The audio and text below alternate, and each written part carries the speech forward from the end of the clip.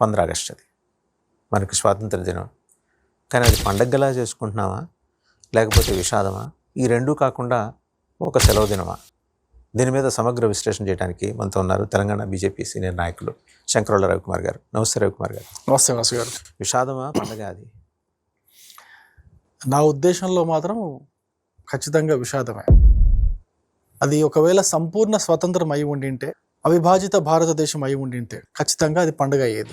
కానీ అప్పట్లో ఉన్నటువంటి జాతీయ నాయకులందరూ కూడా గాంధీ గారితో సహా, గాంధీ, నెహ్రూ, పటేల్, మదన్ మోహన్ మాలవీయ, వీళ్ళందరూ కోరుకున్నది కూడా అంతేందుకు కాంగ్రెస్ పార్టీ, అప్పట్లో ఉన్నటువంటి కాంగ్రెస్ పార్టీ కోరుకున్నది కూడా సంపూర్ణ స్వాతంత్రమే, అఖండ భారతదేశమే. కానీ అది జరగలేదు. ఎందుకు జరగలేదు, ఏంటి, ఈ విశేషాలన్నీ చూస్తే అదొక స్టోరీ. కానీ దేశానికి స్వాతంత్రం వచ్చిన తీరు మాత్రం ఖచ్చితంగా విషాదమే. స్వతంత్రం వచ్చిన తర్వాత, స్వతంత్రం వచ్చిన రోజు నుంచి దాదాపు ఒక 10 లక్షల మంది హిందువులు, ముస్లింలు, సిక్కులు, జైనులు అందరూ కూడా హత్య చేయబడ్డారు.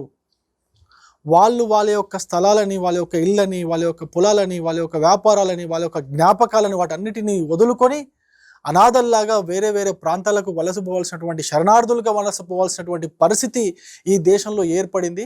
అలా ఏర్పడిన తర్వాత కూడా ఆ శరణార్థులు ఢిల్లీలో వచ్చిన తర్వాత, ఢిల్లీలో ఒక మసీదులో ఆశ్రయం పొందుతున్నప్పుడు ఇంకా దారుణంగా ఒక మహానాయకుడు వచ్చేసి ఆ మసీదును ఖాళీ చేయాల్సిందే, ఖాళీ చేయకపోతే నేను ఆమరణ నిరాహార దీక్ష చేస్తా అని అన్నప్పుడు ఇది ఖచ్చితంగా విషాదమే.